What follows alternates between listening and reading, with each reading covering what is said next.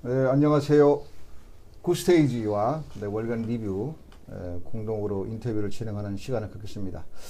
이번 시간에는 제주도 하면은 천혜의 자연 환경 굉장히 아름답죠.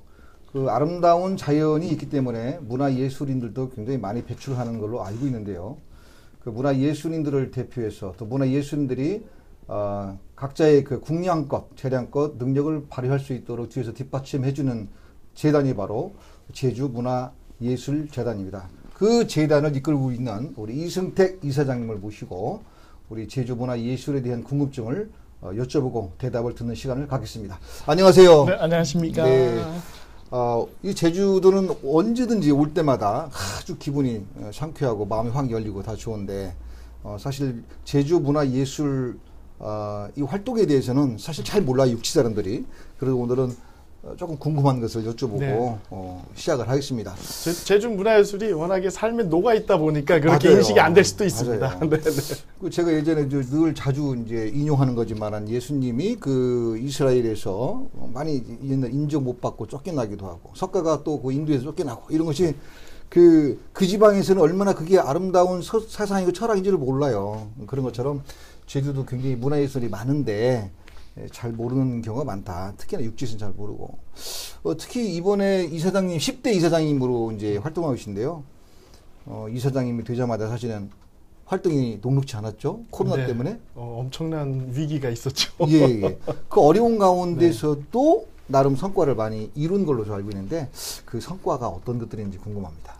일단 제가 2020년 5월 28일 날 임명장을 받고 왔거든요. 그런데 이제 그게 이제 코로나 이제 한복판 막 들어가는 그런 시기다 보니까 되게 어려움이 많았습니다. 그래서 2020년 같은 경우에는 뭐 전반적으로 국가 전반적으로 뭐 전 세계적인 현상이긴 했지만 문화예술에 대한 어떤 그 생태계를 보존시켜야 된다라는 그런 논의들이 굉장히 많아서 다행히도 2020년 하반기에는 제주도청이나 도의회에서 추경 예산으로 긴급 예산들을 많이 편성을 해서 대응을 좀 해주셨습니다. 그래서 굉장히 그 당시에 뭐 문화예술계에 그래도 약간의 어떤 숨통을 트일 수 있는 그런 일들이 좀 있었는데요. 사실 안타깝게 코로나가 있으면서 대규모 문화예술 행사들, 이벤트 행사들이 진행이 안 되는, 취소가 많이 되는 그런 일들이 많았습니다. 그런데 뭐 불행 중 다행이라고 할까나 그 문화예술 재단에서 지원하는 사업들은 사실 이렇게 큰 사업들이 많지 않고 많은 예술인들께 이제 그 좀 기본에 충실하는 그런 어떤 비용들로 많이 지출이 되다 보니까 지원이 되다 보니까 실제로 2020년, 2021년까지도 사업이 중단되거나 이런 건 거의 없었습니다. 물론 그래요? 큰 사업들, 이벤트 같은 경우에는 저희가 좀 어려움이 좀 있었지만 그럼에도 불구하고 저희가 작년 같은 경우 상반기 재단 20주년을 기념하는 포럼과 이 하반기에는 전국에 있는 문화기획자들과 함께하는 어떤 포럼까지 진행을 할 정도로 그래도 그 와중에 굉장히 다양한 어떤 활동들을 좀 했었고요.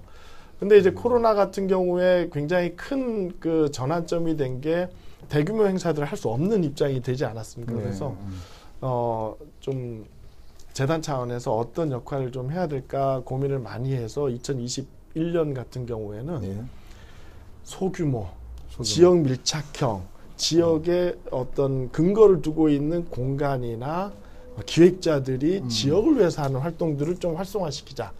왜냐하면은 많은 이동을 할 수도 없지 않습니까? 그렇죠. 이제 그러다 보니까 그런 어떤 프로젝트들을 모아서 제주 문화예술섬이라는 이름으로 진행을 했습니다. 문화예술섬 프로젝트는 문화예술의 섬. 제주 문화예술섬 프로젝트는 제주특별법에도 들어가 있는 그런 개념입니다. 그래서 민선 6기 때부터 원희룡 도지사께서 오셔서 제주는 문화예술섬으로 가야 된다라는 어떤 그 지표를 내놓으셨고 그래서 실제로 문화예술 예산을 전체 본 예산의 3%까지 올리겠다 해가지고 문화예술 예산을 본 예산의 3%까지. 네네. 그래서 그 전국적으로도 정말 센세이션을 그래 1점 몇 프로만 넘어도 뭐 대단한 금액인데. 엄청난 건데 그래서 그 당시 제가 기억으로는 3.5%도 넘었던 기억이 나고 물론 지금은 좀 3% 밑으로 내려오긴 했지만 그럼에도 불구하고 그 문광부에서 보여주는 그 통계치에서 제주 도민 1인당 문화예술 예산이 다른 지역에 비해서 압도적으로 거의 50만 원에 가까 1인당 50만 원에 가까운데 다른 지역 뭐 2등, 3등 하는 지역이 10몇만 원 정도. 엄청난 차이네요. 예, 그래서 사실 제주도는 문화예술 예산이 나름 좀 여유가 있는 편임에도 불구하고 저희는 조금 더 했으면 좋겠다라는 욕심을 늘 가지고 접근을 하고 있습니다. 근데 제가 알기로는요. 네.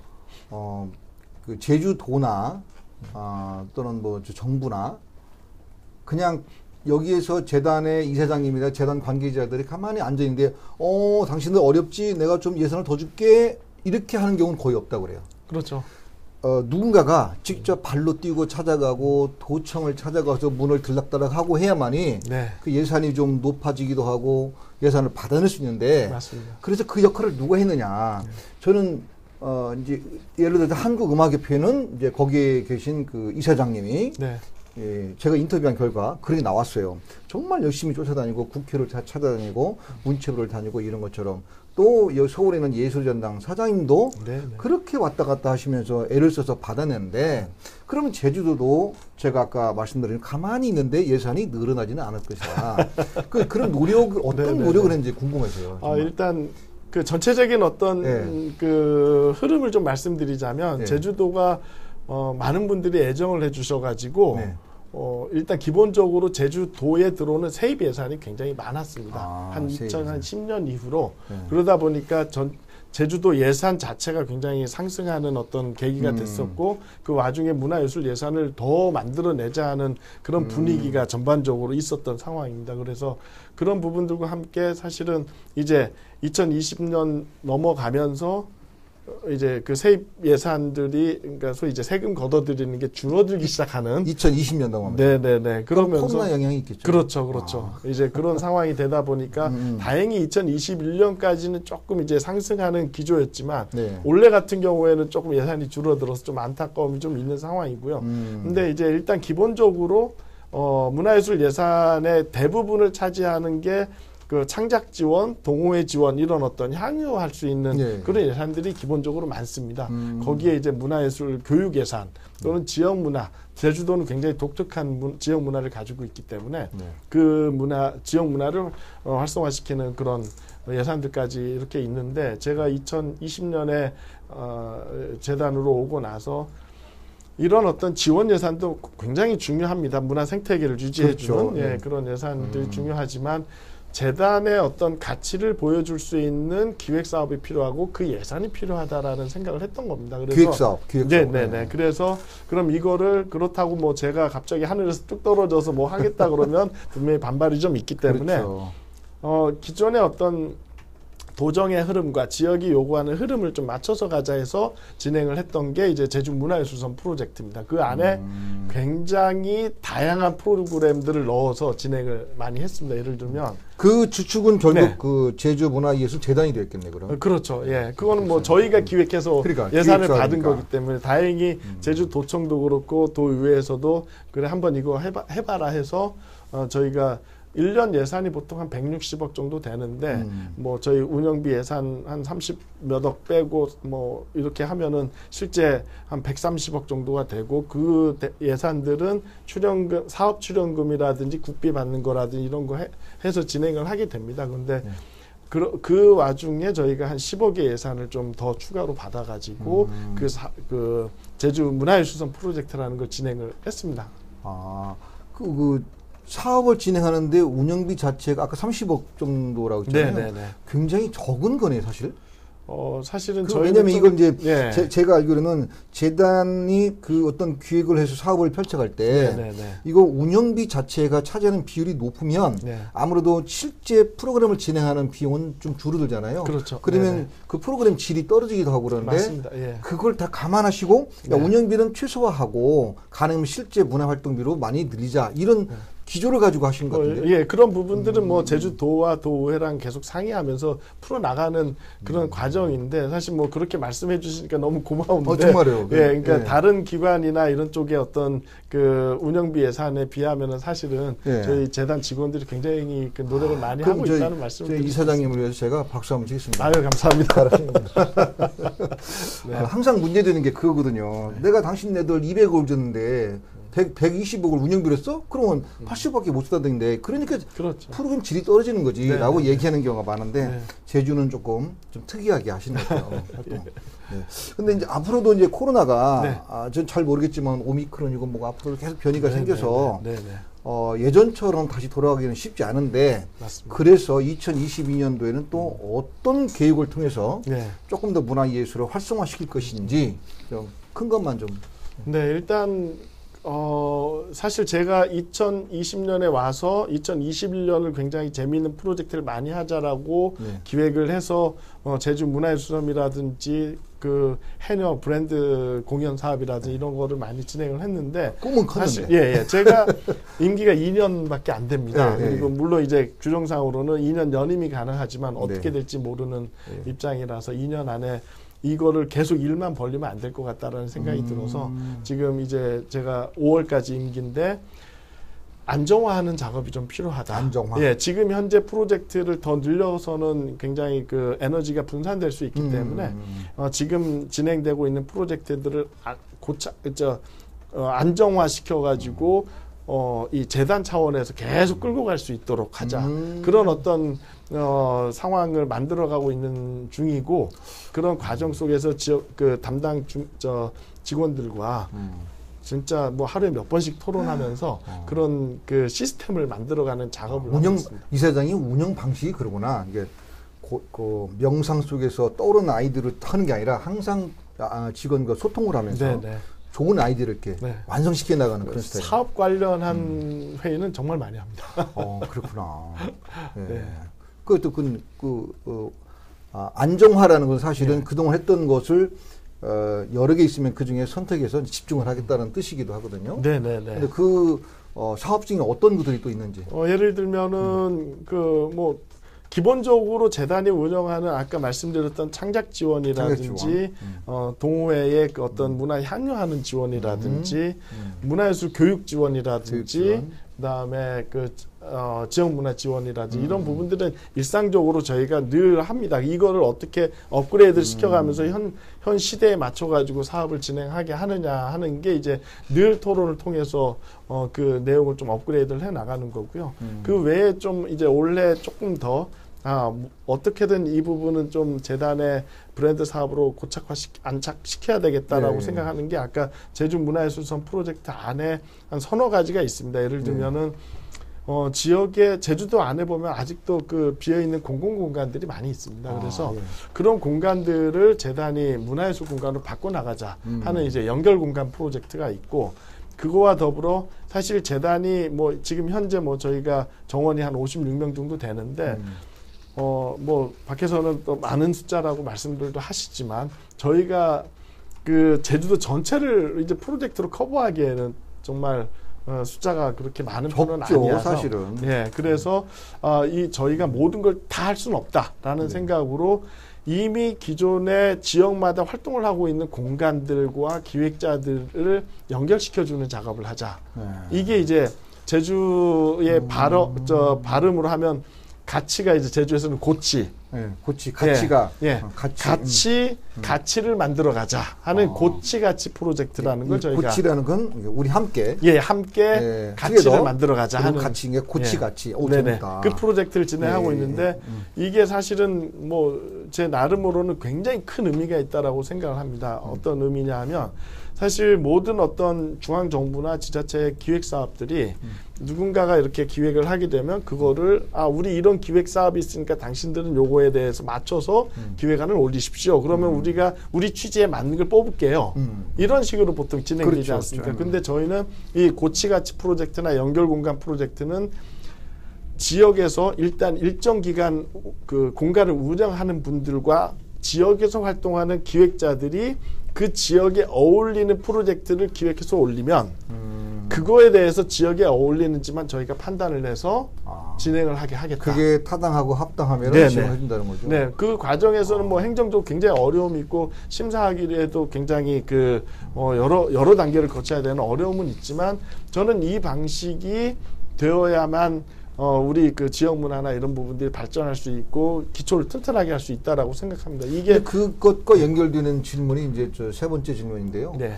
이 제주도에서 그런 공연 단체나 활동하는 그 단체가 800개가 넘는다고 그래요? 예, 예술 단체, 굉장하죠. 단체들이. 예. 근데 그런 고치가치와 어떤 연결 공간 다 동원해도 800개가 되는 많은 단체들을 다 수용하기에는 그래도 많은 단체거든요. 상대적으로 제주가 그런 어떤 지원 프로그램이나 그 실제 후수혜를 받는 분들의 빈도수가 많은 편이긴 한데 이제 말씀하신 것처럼 모두를 수용하기에는 어려운 그런 상황이죠. 근데 다른 지역에 비해서 굉장히 많이 그 지원을 해주는 거거든요. 제가 알기로는 단체별로 보면 맞습니다. 그러다 보니까 조금 더 의미 있고 큰 행사.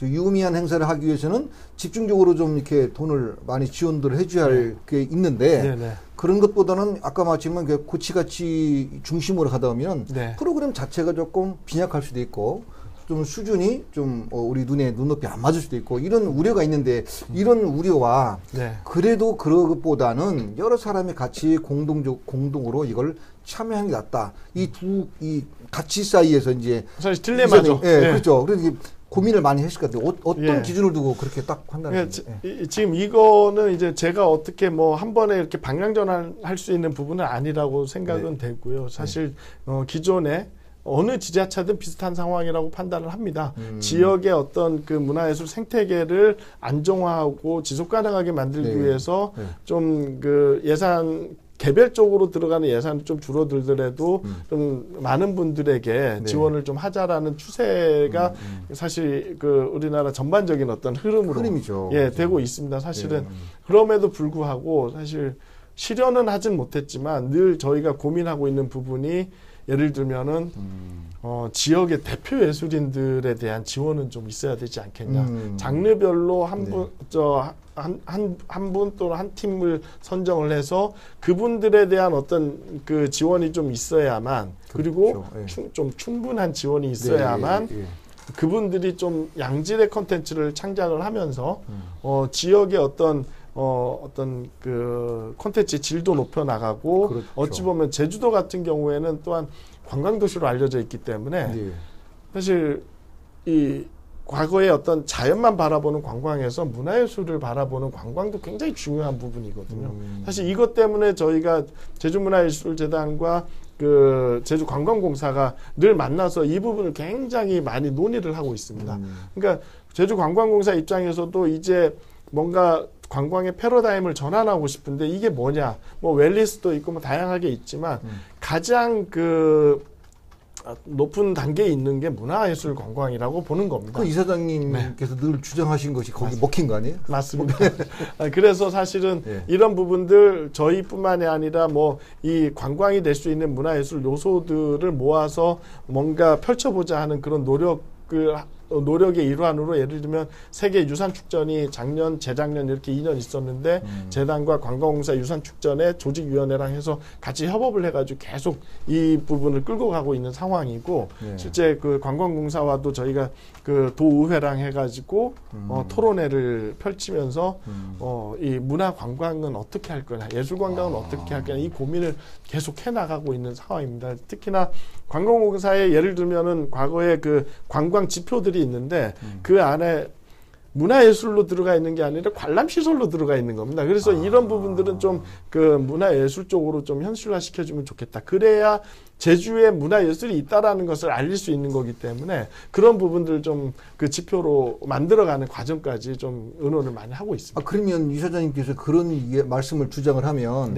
이것도 굉장히 중요한데 내가 벽을 보고 맨날 얘기해야 효과가 없으면 그다음에 진입반에서 진도가 안 나가는데 그래도 이사님께서 말씀을 할 때 우리 도의원들이 다 그걸 수용하고 받아주고 인정하고 그렇기 때문에 발전을 할 수 있는 것 같아요. 근데 기본적으로 뭐 대화들은 많이 됩니다. 물론 이제 첨예한 부분에 대해서는 아주 치열하게 대화를 나누게 되고 그런 어떤 과정들이 있습니다. 그렇지만 뭐 그렇다고 또 받아주지 않는다고 그냥 멈추면 안 되고요. 그렇죠. 예, 저희는 끊임없이 이게 필요하다라는 인식을 계속 시켜드리는 게 저희 업무라고 생각을 합니다. 말 안 들으면 도의원들의 막 지청구. 응? 제가 많이 들었습니다. 근데 그런 부분들은 뭐 저희의 어떤 그 미래를 위해 도움이 되는 말씀들이라고 제가 생각을 하고요.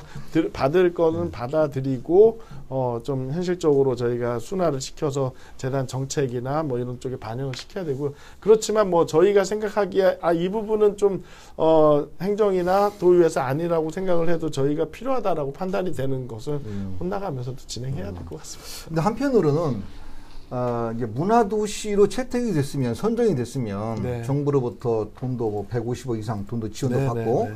그러면은 뭐 우리 도의원들의 더 큰 소리를 지를 수가 있거든요. 우리가 말이야 문화도시가 된데 우리가 이러면 안 되지 않겠느냐. 그런데 문화도시가 네. 안 됐잖아요. 안타깝습니다. 그러니까 안타깝지만 그럼에도 불구하고 이사장님께서 문화도시가 가지고 있는 가치를 우리는 유지해야겠다. 반드시 그 가치가 꼽힐 수 있도록 내 노력하겠다. 네. 이런 그 나름대로 뭐랄까 뚝심 같은 게 있는 것 같아요. 그러니까 사실 이제 문화도시 사업은 이제 기초지자체에서 하는 거다 보니까 서귀포시는 이미 문화도시로 선정이 되어 있고 제주시의 그 제주시 차원에서 문화도시 센터를 만들어서 이 사업을 준비를 했거든요. 저희는 그래서 무조건 돼야 된다는 생각으로 재단과 무조건 돼야하는 거 아니에요? 원래? 저 재단과 제주시 문화도시 센터, 서귀포 문화도시 센터 협약을 맺어가지고 저희가 도와드릴 수 있는 건 충분히 도와드리겠다 해서 지금 진행을 했는데 안타깝게 선정이 안 됐습니다. 그런데 이게 저는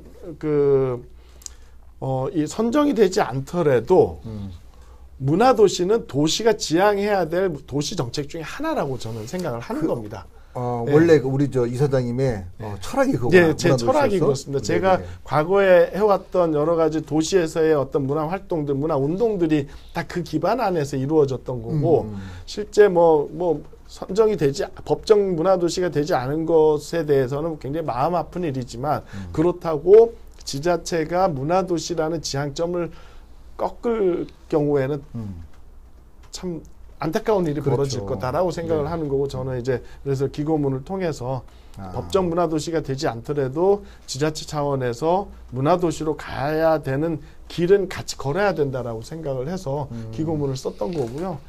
많은 분들이 그 제 기고문을 보고 큰 응원이 됐다라고 하시는데, 뭐 일단 뭐 제주시 차원에서 예를 들면은 뭐 약간의 어떤 조정이 좀 있더라도 향후에는 뭐 저희 재단이나 제주도 전체 차원에서 접근하면 되니까 뭐 그런 부분들은 같이 풀어 나갈 수 있을 거라고 봅니다. 풀어지기도 하겠지만은 만약에 이사장님께서 연임을 한 번 더 하면 더 빨리 풀려질 것 같습니다.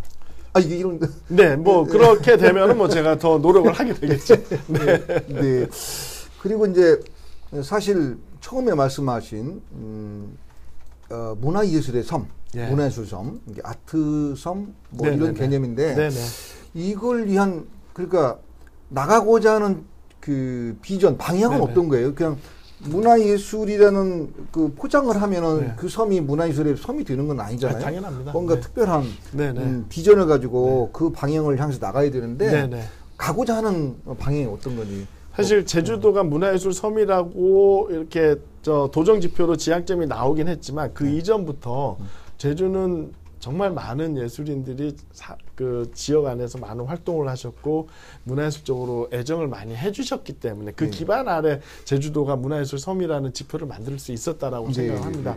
그런데 이제 저희가 제주도 안에서 문화정책을 펼치는 굉장히 다양한 행정, 조직, 민간, 기관 이렇게 굉장히 다양하게 있는데 사실은 그 안에서 제주문화예술재단의 역할은 이제까지는 지역 문화를 좀 발전시키고 지역의 어떤 그 문화 향유라든지 문화 그 창작 생태계를 좀 보존시켜주는 그런 역할로 좀 한정돼 있었습니다. 그러다 보니까 이러면 안 되겠다 싶어가지고 저는 좀 더 확장을 좀 해야 되겠다라는 생각으로 문화예술섬 프로젝트를 통해서 일단은 공간적으로 제주도 전체의 문화예술을 즐길 수 있는 여건을 만들자 하는 차원에서 시작을 했습니다. 그런데 아직까지는 제 생각에는 이런 분위기가 어떤 문화 향유라든지 아주 기본적인 그 기초 단계에 머물러 있다라고 생각을 하고 있는 거고, 지금 예를 들어서 재단에서 뭐 아트센터라든지 이런 공간들이 있다면은, 예를 들어서 예술단체를 운영하고 있다면 사실 저희가 좀 더 나서서 양질의 어떤 그 컨텐츠를 만드는 노력까지 할 수 있었을 텐데, 지금 제주도 같은 경우엔 저희는 이런 보편적인 문화 균형 발전을 위하는 기관이 있고, 예를 들면은 제주 아트센터, 제주 문예회관, 서귀포 예술의 전당 이렇게 공연은 이제 행정 쪽에서 직접 운영하는 그런 상황에 있습니다. 그러다 보니까 이런 약간 양질의 어떤 전문성을 가진 어떤 그런 부분에 대해서는 그쪽 기관에서 하도록 좀 그 역할 분담이 좀 돼 있는 상태입니다. 그래서 사실은 제가 계속 주장하는 바는, 제가 이런 어떤 문화예술 생태계를 그 제대로 지속 가능하게 만들기 위해서는 재단 혼자 노력해서도 안 되고 어느 기관 혼자 해서도 안 된다라는 판단이기 때문에 제가 재단 이사장 오자마자 행정과 기관 간의 대화를 좀 많이 나눕시다 해서 제가 행정협의회를 만들어서 그 요청을 해가지고는 회의를 굉장히 많이 자주 하고 있고요. 그런데 이제 이런 어떤 양질의 콘텐츠를 만들기 위해서도 또 하나의 어떤 대화 구조가 필요하다라는 생각이 드는 겁니다. 예를 들면 재단과 예를 들면 아까 말씀드렸던 예술 공간들 또는 도립미술관 뭐 이런 어떤 양질의 어떤 콘텐츠를 생산할 수 있는 여건을 가진 기관과 행정들이 모여서 대화 나누면서, 예를 들어서 올해는 어떤 주제를 가지고 이런 뭔가 좋은 어떤 컨텐츠를 생산하자 이런 논의를 해나가야 되겠다라는 생각을 좀 하고 있습니다. 이미 뭐 그 사전 어떤 그 이제 입지를 다지는 단계까지는 저희가 굉장히 대화를 많이 나눠온 상태고요. 이제 뭔가 좋은 결정을 내려야 되는 시기가 되어가는 것 같습니다. 그래서 올해는 그런 대화 속에서 뭐 올해 가능하면 좋지만 아니면은 올해 사실은 좋은 컨텐츠를 만들려면 굉장히 기간이 많이 필요하지 않습니까? 이런 논의를 거쳐서 내년 예산에 반영해서 내년에 본격적으로 시작한다든지 하는 그런 준비를 해야 될 것 같습니다. 그러니까 제 생각에는 금방 전에 이제 말씀하신 것이 뭐냐면, 지금까지는 제주도 내에 있는 예술인들을 위해서 행정도 이제 타깃이 문화예술인들을 위해서 펼쳤던 것이고, 어떤 프로그램을 해도 문화예술에 참여할 수 있는 거. 그래서 문화예술의 섬이라면은, 제가 이제 두 번째, 조금 더 그 관점이 어디냐면, 국제적인 섬으로 만들기 위해서는 국제적인 행사나 국제적인 예술 행사, 국제적인 포럼 이런 걸 아까 뭐 기관과 여기 재단 행정과 다 서로 연계해서 협의해서 민간까지 참여해서 큰 걸 좀 만들었으면 하는 생각이 들어서, 그래야만이 문화예술의 섬이라는 이름이 세계 국제적인 이름으로 알려져 가지고 여기 안에서 섬은 섬이 아니거든요. 맞습니다. 여기 안에서는 육지인데 그 섬으로서의 가치를 인정받으려면 그런 계획도 많이 펼쳐야 되는데, 저는 두 가지, 이 제주도에서 펼쳐지는 게 관악제도 있고 국제관악제도 있고, 뭐 지금 최근에 이제 한 6회 정도 맞이하고 있는데 5회째인데 제주 국제실력축제도 있고, 이거 굉장히 이거 조금만 발전시키면 어마어마한 행사가 되는데 라는 이런 행사에 대해서 문화예술의 섬과 연결해서 뭔가 좀 프로젝트가 하나 뭐 여러 개 생기지 않을까, 이제 저건 그게 궁금해서요. 사실은 그 제주 국제관악제나 실내악 페스티벌 같은 경우에도 민간이 시작을 해서 간 겁니다. 사실은 행정에서 주도해가지고 가기에는 좀 지속 가능성이 좀 떨어질 수 있다라는 생각입니다. 그 뭔가 만들겠다고 그러면은 그 행정적으로 풀어줄 수 있는 분들만 이렇게 도와주고 뭐 일부 예산 지원만 되면 사실은 좋은 그 에너지들이 모여질 수 있다라고 생각을 하거든요. 사실 행정적으로 보면은 지금 제주도 입장에서는 국제자유 도시를 지향을 하고 있기 때문에 사실은 국제 행사를 많이 해야 되는 입장입니다. 그래서 뭐 컨벤션 센터도 만들고 뭐 이렇게 해왔고, 실제로 지금 제주도 차원에서 진행하는 게 뭐 동아시아 문화도시에 예전에 제주, 일본의 나라, 중국의 닝보 이렇게 해서 2016년에 선정이 돼서 아직까지도 그 서로 교류하는 프로젝트를 하고 있고, 실제 이제 UCLG라는 어떤 프로젝트에도 기관에도 국제기관에도 참여하면서 제주의 문화예술을 알리는 노력을 굉장히 많이 해왔습니다. 근데 말씀하신 것처럼 뭔가 이제 진짜 시장에서 원하는 글로벌에서 원하는 어떤 양질의 콘텐츠를 저희가 만들어가면서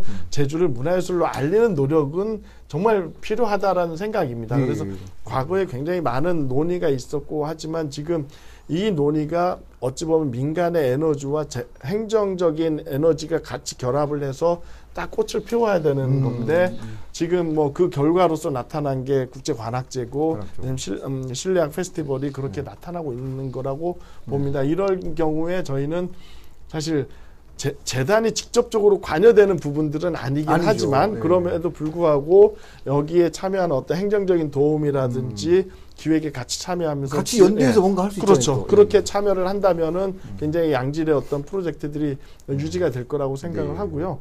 사실 행정이 무엇인가 만들어서 접근하는 것도 뭐 부분적으로는 필요하겠지만 민간의 에너지를 잘 쓰는 게 좋지 않을까 생각합니다. 특히나 민간은 또 이사장님을 바라보는 시선이 정말 뭐랄까 애원의 그런 눈빛을 제가 많이 느끼거든요. 이제 관악제 같은 거는 그래도 이제 오래돼 가지고 자리를 많이 잡았는데 아직 제주 실내악 축제는 국제 실내악 축제는 이제 걸음마 단계에서 벗어나기 때문에 많이 좀 서로 간에 연대해서 도와주시면 하는 생각이 있는 것 같다는 거예요. 처음 시작할 때부터 제가 바라보던 팀인데 사실 처음에 비하면 올해는 정말 성대하게 진행을 하고 있는 것 같고요. 사실은 이게 저는 사실 뭐 기적 같은 일이라고 지금 보고 있는데 앞으로 더 큰 기적을 만들어야 되지 않나 생각이 되고요. 그 과정에서 뭐 재단이든 아니면은 저는 이제 또 이런 부분들은 이제 조금 안착이 되면 민간 어떤 기업들의 후원들도 굉장히 중요하다고 생각을 하거든요. 근데 이제 제주도 같은 경우에는 민간 기업들의 어떤 그 큰 대기업들이 없다 보니까 사실은 이런 거를 요청하기가 굉장히 어려운데 어찌 보면은 제주에 오는 1,500만의 관광객들이 계시기 때문에 그분들이 후원자가 될 수 있죠. 그분들이 후원자가 될 수도 있고 어찌 보면은 뭐 환경 그 보전 기금으로 해서 뭐 오시는 관광객들께 뭐 일정 금액을 받다 하는데 그거는 환경뿐만 아니라 문화 환경을 위해서 또 쓸 수 있을 거라고 생각을 하고 대기업 입장에서도 제주에 오면 1,500만 명이 우리 거를 보게 돼라는 생각을 하게 된다면은 대기업들도 제주의 어떤 문화예술에 후원하는 어떤 그 발판이 좀 생기지 않을까 생각을 합니다. 그러니까 1,500만 명이 오는 것에 초점을 두는 게 아니라 그 1,500만 명이 와가지고 본인들의 호주머니를 이렇게 털고 가는 열게 아니 그냥 열면 안 돼. 다 털어놓고 와야 돼. 그런 프로그램을 많이 개발하면 좋지 않겠나. 제가 맞습니다. 얼마 전에 인천에 중국인들을 2억을 들여서 중국인들을 데려와서 행사를 했는데 각 단원마다 가족들을 다 데려오는 바람에 인천시에 자기들이 전부 다 쓴 금액이 50억이었어요. 2억 들여서 50을 벌잖아요. 어마어마하네요. 제주는 그보다 더한 금액을 얼마인지 여기에 투자할 수 있도록 그분들이 그러니까 대기업이 아니라 오시는 관광객들이 다 문화예술을 멋진 행사와 연계해가지고 상품을 개발하면 굉장히 크게 돈을 벌 수 있지 않을까. 맞습니다. 그러면 제주도민들 그냥 호주머니 그냥 두둑해지는 거예요. 그러니까 그게 또 이제 저희가 제주도 안에서 문화예술로 또 재투자가 될 거고 굉장히 좋은 선순환이 될 거라고 생각합니다. 자, 근데 우리 이사장님이 가장 중요하게 얘기하는 건 같이 소통.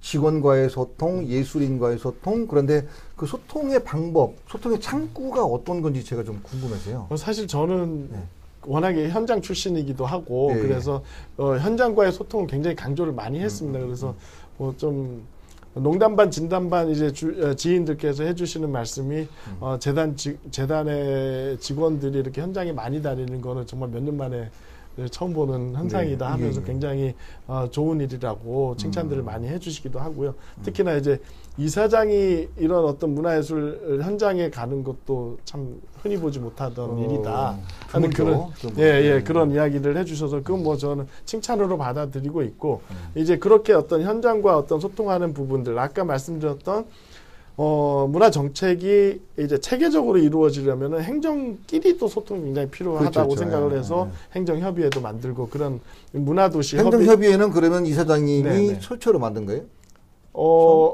그러니까 제가 그때 행정에 이거 뭐 어차피 네. 이제 모든 걸 총괄하는 곳이 도청의 문화정책과이기 네. 때문에 네. 제가 행정협의회를 좀 진행하면 좋겠다 요청을 드렸고 그래서 사실 왜냐하면 저희가 요청하면 안 오시거든요. 도에서 요청이 오시지. 네. 네, 그렇게 해서 지금 꽤 여러 차례 진행을 하면서 그러다 보니까 이제 사실은 제주도의 문화 관련 공무원분들 그다음에 시청 서귀포 제주시 시청 공무원들도 그 자리에 오셔가지고 사실은 우리 이런 이야기 하고 싶었다. 네. 우리도 이런 일 하는데 뭐 같이 협력하고 뭐 이런 걸 하고 싶었는데 이런 자리 만들어져서 너무 좋다라고 말씀들을 하셨고요. 그래서 이런 부분들은 저희가 좀 더 소통을 강화해야만 좋은 도민들을 위한 좋은 프로젝트를 진행할 수 있을 것 같고요.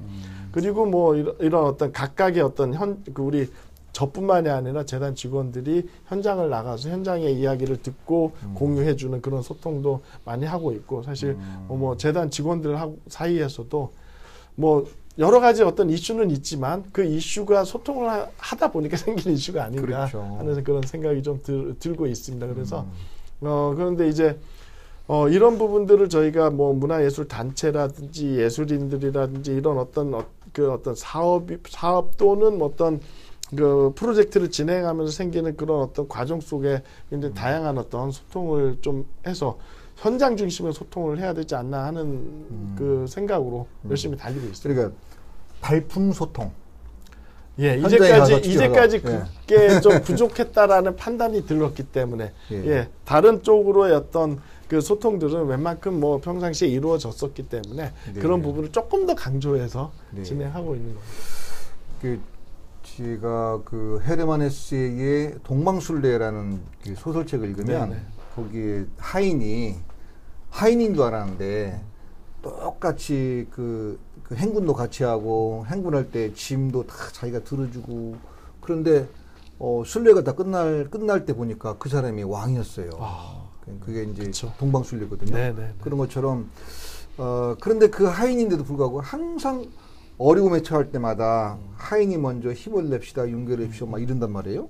그런 것처럼 지금 현장에 직접 발품을 파시면서 소통하는 우리 이사장님으로서 2022년 굉장히 오미크론 이외에 또 다른 것들이 뭐 많이 나오면 더 어려움에 처할 텐데 이 어려운 위기 속에서 우리 예술인들이 어떻게 하면 힘을 얻고 그럴지 한번 좋은 말씀 드리고 그리고 혹시나 사실은 모든 행정이 손이 미치는 곳이 다 미쳤으면 좋겠는데 그러지 못하고 아직도 예술인들 누군가는 또 시리에 젖어 있고 좌절하고 있는 사람들 있을 텐데 그런 사람들에 용기를 주는 말씀 한번 해주세요. 사실 이 코로나 그리고 뭐 코로나랑 연결된 이제 오미크론까지 이렇게 나타나기 시작을 했는데 사실 이 코로나 바이러스가 우리 인간 사회를 굉장히 많이 변화를 시키고 있다라고 생각합니다. 뭐 그렇지만 인간은 위기 속에서 굉장히 큰 발전을 한다라고 생각을 하고 있고 마침 또 대한민국의 입장에서 봤을 때는 어떤 그 온라인 기술이나 이런 게 뭐 전 세계에서 탑 클래스에 있다 보니까 이런 어떤 역할들이 모아져 가지고는 대한민국이 오히려 더 발전할 수 있지 않을까 상대적으로 그런 생각이 듭니다. 그 와중에 예를 들어서 문화예술 분야로 이렇게 보면은 기존의 어떤 대규모의 어떤 흥행이 잘 되는 그런 어떤 공연 예술 뭐 이런 부분들이 물론 당연히 조건이 좋아져서 그런 부분들이 좀 잘 진행되면 좋겠지만 어느 정도까지는 이제는 그 코로나 상황에 대응을 해가지고 소규모 하지만 소규모의 어떤 지역 기반의 또 하지만 양질의 그런 어떤 사업들이 진행이 될 수 있도록 유도를 좀 해드려야 되는데 사실 재단의 입장에서는 그런 쪽으로 지금 올해는 좀 강조를 하려고 하고 있고 각각의 예술인들께는 사실은 저는 예술 활동을 하시게 만들어 드리는 게 가장 큰 응원이라고 생각을 합니다. 그래서 예술 생태계를 무대에서 춤추고 싶은 사람에게 춤을 추게 할 기회를 주기도 하고 맞습니다. 그림을 그리고 싶은 사람에게 그림을 그릴 기회를 주면 이것만큼 큰 후원이 어디 있어요. 그럼요. 그거를 이제 저희가 시스템적으로 좀 안정화시켜 드리는 게 저희의 역할이라고 생각을 하고요. 일단 기본적으로 제주 입장에서는 그래도 다른 지역에 비하면 조금 더 나은 편이라고 생각을 하지만 그럼에도 불구하고 좀 이 영향력이 미치지 않는 그런 분들까지 저희가 좀 살펴보면서 그분 한 분 한 분 한 분의 예술인들이 우리 사회를 뭐 굉장히 크게 변화를 시킬 수 있는 잠재력이 있는 존재들이시기 때문에 그런 부분들 저희가 놓치지 않도록 준비를 할 거고 또한 응원도 드리고 싶고 저희가 저도 아주 응원 드립니다. 손을 꼭 잡고 같이 가도록 노력하겠습니다. 네. 자, 우리 제주 문화예술인 여러분 많이 말씀 금방 들으셨죠? 항상 우리가 어림에 처할 때 뒤에는 우리 제주문화예술재단의 이사장님이 계시다는 것을 믿고서 같이 우리 그 고치같이처럼 같이 걸어나갈 수 있도록 했으면 좋겠습니다.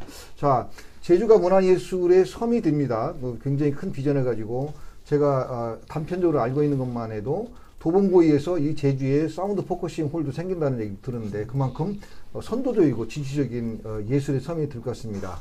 앞으로 우리 이사장님의 행보를 지켜봐 주시고요. 이것으로 인터뷰를 마치겠습니다. 감사합니다, 이사장님. 감사합니다.